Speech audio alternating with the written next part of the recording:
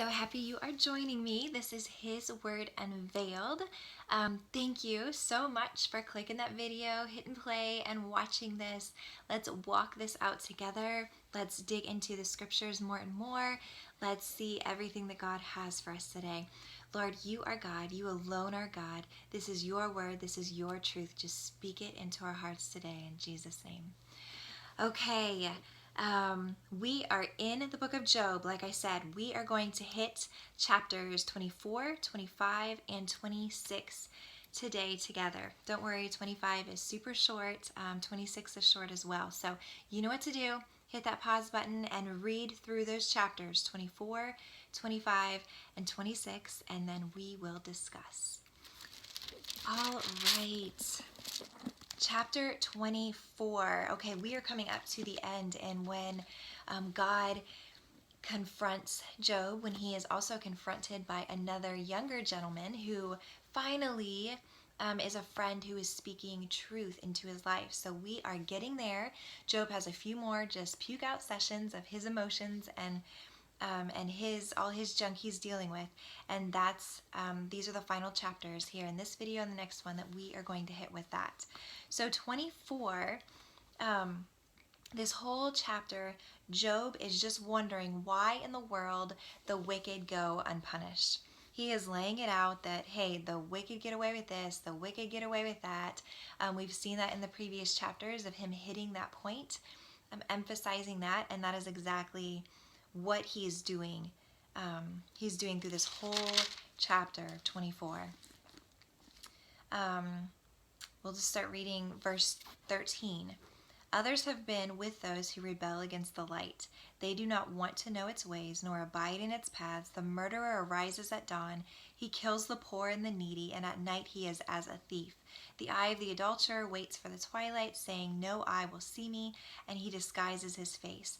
He's just going into the wickedness, those who walk in the darkness and coming out in the dark, in this just secrecy, this deceitfulness, and just the murderers, the wickedness on the loose. So he is laying out all of this that the wicked ones do, including murder. But laying it all out that all this is going on, all of this evil stuff is going on, and Job is laying out and describing all of this, and you just hear this question as you read, that I can just imagine coming from his heart, saying, why is God wasting all of his time putting suffering and allowing this stuff to happen to me, who has been guiltless? I've been guiltless and innocent through all this. Why is he wasting time punishing me when there's all this wickedness in the world that he could be focusing in on and dealing with and taking care of and stopping? Like, this is the important stuff. That's the big stuff that needs stopped. Me, there's no stopping me. I've been righteous. I haven't done anything wrong. I'm not the one who got me into this. And now God is putting all this attention on me and allowing all this stuff to happen on me, and the wicked are getting away with the things that they are doing. So that is pretty much 24. He's laying all that out, and that complaint with wickedness compared to just his innocence and the suffering in that, and why bother with me when bigger things are at stake. So then we go into chapter 25, which you read. This is just a short chapter, and we see that this is the last conversation from his friends, the last time that his friends approach him and give their opinion and just lay out, here's what's going on. So Bildad is the last one that gets a whack at Job. So he comes at him. This is the third time that Bildad comes at Job. I'm just going to read this whole chapter since it's so short. Then Bildad the Shuhite answered, dominion and all belong to him, who establishes peace in his heights. Is there any number to his troops, and upon whom does his light not rise? How then can a man be just with God? Or how can he be clean who is born of a woman? If even the moon has no brightness and the stars are not pure in his sight, how much less then that maggot and the Son of Man that worm? So Bildad is saying, look, God is all powerful, and there is no man that is guilt-free. There's no man that can stand against God. So bringing up God's power, bringing up just God is fully capable. Like, he is full of majesty, and there is not one person who's guilt-free. There's not one person who can enter into his presence as you are, Job, and plead your case. He is a holy God. He is all-powerful, and you and your sin should not be standing before him, because no man can, especially one of guilt, is what he's laying out. We see that this is super short, though. It's not drawn out like the other conversations were.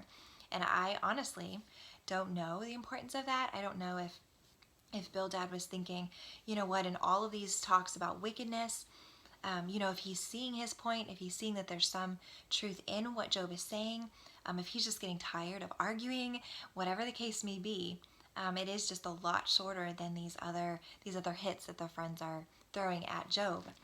So that's chapter 25. We'll jump into then 26. Job comes out just exhausted from all of this and all this ridiculousness, though he continues with these arguments. He continues, talk, and defending himself, coming back at it. He starts off, chapter 26 starts like this. Then Job responded, "What a help you are to the weak! How you have saved the arm without strength! What counsel you have given to one without wisdom! What helpful insight you have abundantly provided! To whom have you uttered words, and whose spirit was expressed through you?" So this is just blatant sarcasm that Job is saying, like, oh, what would I have ever done without the guidance that you and all of these other worthless friends have given me? And what would I ever have done without all of this good guidance and truth that you've placed in my life? Being completely sarcastic. Then we see Job jumping into admitting or confessing, proclaiming God's power, that he's all powerful, just as Bildad did. Yet he's saying, yes, I agree with you, Bildad. And if God is all powerful, then why is he not doing anything about my situation? Why is he not taking care of all of this suffering, caused to an innocent man, when he is fully capable of doing all things? I'm just going to start reading in verse 5. The departed spirits tremble under the waters and their inhabitants. Naked is Sheol before him, and Abaddon has no covering. He stretches out the north over empty space and hangs the earth on nothing. He wraps up the waters in his clouds, and the cloud does not burst under them. He obscures the face of the full moon and spreads his cloud over it. He has inscribed a circle on the surface of the waters at the boundary of light and darkness. The pillars of heaven tremble and are amazed at his rebuke. He quieted the sea with his power, and by his understanding he shattered Rahab. By his breath the heavens are cleared. His hand has pierced the fleeing serpent. Behold, these are the fringes of his ways, and how faint a word we hear of him. But his mighty thunder, who can understand? So he's saying this is just a whisper of God, what he's doing. I understand that he is fully capable of so much more, so much strength and might thrown in our situations and in our lives. You can just hear, though, the frustration. Even in the beginning where all that sarcasm came out, where he is just, all this I've gone through, I've lost everything, everybody is hating me, everybody is mocking me, everybody is against me, and these friends who believe that they're helping, he's just calling them out, and he's saying, wow, you guys have just been a real help. All of this has just been so grand, so fantastic in my life. Then just you hear the frustration expressing, I know who God is, and he should be able to do something. He should be able to see where I'm at in my innocence. He should be able to do something. And so often we get there and we just think, we throw out that God card and saying, yeah, I get that God is all powerful. I get that he can do anything. So why isn't he taking care of this situation? I deserve for this to be dealt with. And just claiming this I deserve this, and our emphasis being on us and what we feel as if we deserve, and what we feel as if God should use his power for, that we play God in a sense to God, and start laying out how we would be God better and do it just more efficiently, when what we need to be focusing on is not the suffering and not what our current situation looks like, but who God currently is in our life, who he has always been, who he promises to always be. That is where our focus needs to be. That is how we need to just shut our mouths and stop defending ourselves and put more of a focus on, okay, God, you are my defender. and you will defend when you see fit, when you know it's going to be best for me, best for my heart, best for my relationship with you, best for me growing and being developed, and that, just that, trusting in who God is. So that was pretty simple.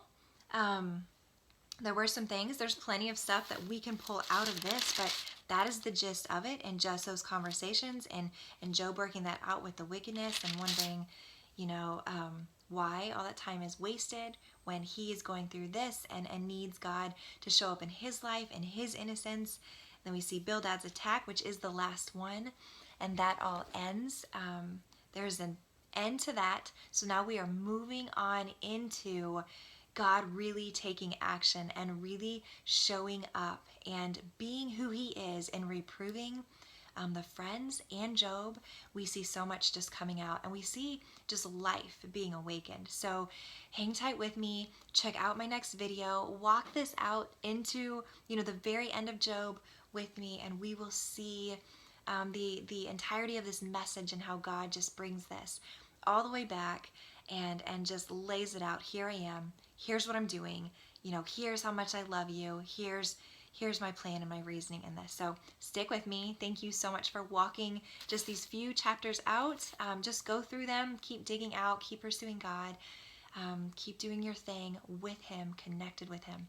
Thanks for walking this out with me today. I'll see you soon.